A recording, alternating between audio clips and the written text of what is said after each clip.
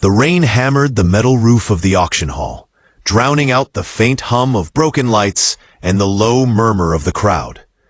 It smelled of rust, wet dust, and fear. Fear mostly coming from the cages. Dozens of aliens had already been sold. Merchants barked, buyers haggled, and handlers dragged newly purchased slaves toward their owners. By the time the last gavel slammed, only one cage remained untouched, and in it sat her. The crowd gave the cage a wide, uneasy berth. The alien girl was curled like a storm, a mass of silver-blue hair, glowing throat markings, and eyes that shimmered like broken ice. Shackles heavier than her wrists suggested not strength, but danger. Everyone in the hall knew her name whispered in fear. Sci-Fi, the Untamable. They said she had torn through 4 handlers, bitten an auctioneer, and shattered a shock collar with nothing but her voice. No one wanted her, not anymore. Except one man quietly watching from the back. A tall human in worn military fatigues, shoulders square despite the limp in his left leg. His name was Jace Rowan, and he wasn't here looking for a slave. He hated the practice. But he needed someone who could help him survive on this unforgiving frontier moon. And something about the girl's eyes tugged at him, like she was fighting not others, but herself. The auctioneer cleared his throat. Final lot, dangerous, untamed, the Sci-Fi specimen, starting bid 5 credits. Silence. Even the rain paused, as if waiting. 5. Anyone? She is young, strong, valuable. Still nothing. The auctioneer's smile trembled. 3 credits? A face in the audience muttered, "She'll kill the next owner." Another spat, "Should have been put down." Jace exhaled sharply through his nose. He hated bullies. Always had. Always would. And he remembered another pair of scared eyes. His little sister's. Long ago, before the war took him far from home.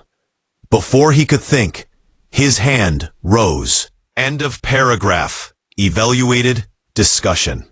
And every head snapped toward him. A murmur spread like wildfire. From the boots hitting the metal, his calm drew irritated glances and astonished whispers. But he didn't care. The auctioneer blinked twice. 3 credits to the human. Any other. Let it go, someone barked. She's cursed, yelled another. No bids. The gavel slammed. Sold. And just like that, Jace Rowan owned the most feared alien girl on the frontier. Part 1. The girl who wouldn't bow. They removed the shackles only after binding her with a magnetic tether. Even then, the handlers approached like the air around her might explode. Sci-Fi rose to her feet. Slowly.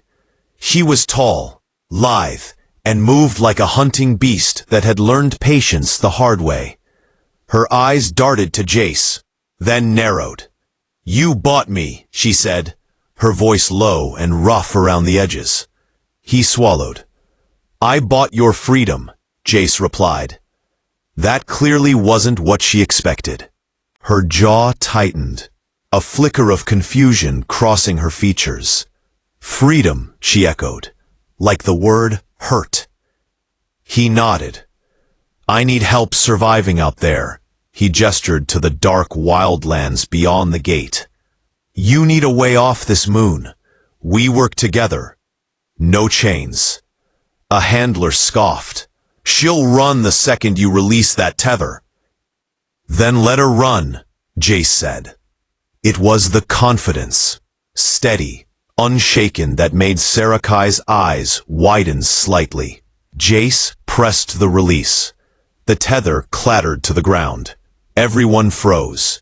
The girl didn't. She stood there, unmoving. Finally, she lifted her head. "You are either the bravest fool alive, or the kindest." Jace shrugged lightly. Why not both? For the first time, she almost smiled. Part 2. Two travelers, one dangerous moon. The wilderness outside the city was a maze of thorned vines, glowing marshes, and silent predators. Jace walked carefully, his rifle slung but ready. Sci-Fi walked like the shadows bowed around her. Why'd they call you untamable? He asked after a while. You humans have a word. Trauma, she said quietly. She didn't elaborate. She didn't need to. Jace had seen soldiers break in quieter ways. He didn't press. Why'd you buy me? She asked. Because I couldn't stand listening to them talk about you like you were broken. Her steps faltered. You are strange, human. I get that a lot. Hours later, they made camp under an overhang of crystal foliage. Sci-Fi kept watch without being asked, perching on a stone like a silver ghost, alert to every sound. Jace awoke before dawn to find a large, fur-scaled predator stalking him. Before he could reach his weapon, Sci-Fi was already there. A flash of blue markings ignited along her throat. She inhaled, and then the sound hit like a shockwave. Her voice wasn't just a scream. It was a weapon, a slicing frequency that rippled through the air. The predator collapsed instantly. Jace stared. Your voice, he murmured. That's what they feared. She nodded, breath trembling. My species can control resonance. We sing storms, shape air, crack stone, and kill. Is that what you did? He asked gently. Her eyes burned, but not with rage, with guilt. I defended myself. They called it murder. Jace rested a hand lightly on her shoulder. She didn't flinch. You saved my life, he said softly. Her voice broke. I didn't want to. Why? Because now I owe you, Jace chuckled. You don't owe me anything. But she looked away, jaw clenched. No, I do. Part 3. The reason she stayed. By the 6th day, she walked beside him instead of behind. She laughed, quietly. She pointed out edible plants. She warned him when the ground was unstable. She could have left him 100 times. She didn't. That night, gathered around a small fire, Sci-Fi finally spoke. I was born into a warrior caste, she said. We are trained to fight, not to feel. But I felt too much. Jace listened. My clan tried to fix me. They called me weak. Then that warlord tried to purchase me to breed. I refused. I used my voice to escape. I was caught, beaten, sold. Her fists curled. The more I resisted, the more they called me untamable. And you believe them, Jace murmured. Her silence was answer enough. He leaned back on his elbows.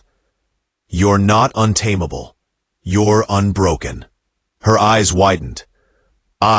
She swallowed. I do not know what to do with words like that. Take your time, he said. Freedom's a weird thing. Sometimes it takes longer to accept than chains. She stared into the fire. Jace, yeah? I stayed because, she hesitated. Because you look at me like I am someone, not something. He smiled gently. Good, because that's exactly what you are. Part 4. The Last Chase. Their peace didn't last.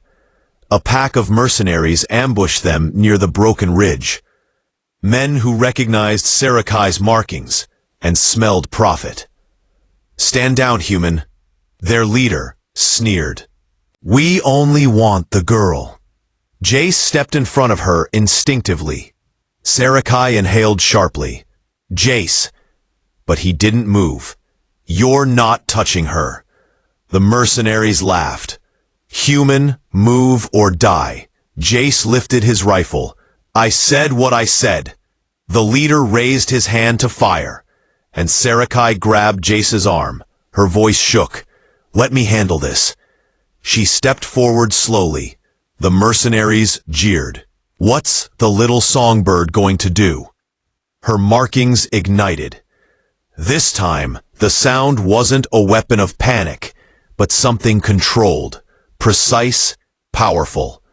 A resonant wave carved through the air, shattering weapons, hurling mercenaries to the ground. Silence followed. Jace blinked. Sarakai stood trembling, chest rising and falling. The attack had cost her everything in strength. Jace caught her as she collapsed. I thought you said your voice was only for defense, he whispered. It was. She breathed weakly. And you were worth defending. He held her tighter. You're free, Sarakai, he said softly. You don't have to keep saving me. Her voice was a whisper against his chest. I know. I want to. Part 5. A choice made in the rain. By the time they reached the starport, Sarakai had regained her strength. The ship Jace used for salvage runs sat waiting. This is where we part, she murmured. Jace swallowed. If that's what you want. She studied his face. Really studied it. You cared for me without chains, she said. You listened. You believed in me when I did not believe in myself. Her markings glowed faintly. No one has ever done that. He rubbed the back of his neck. Well, glad to be the first. Her laugh was quiet, warm. I could search the galaxy, she said, and never find a better companion. Jace's breath hitched. Does that mean? Sarakai stepped closer, forehead nearly touching his. It means, she whispered, I choose to stay.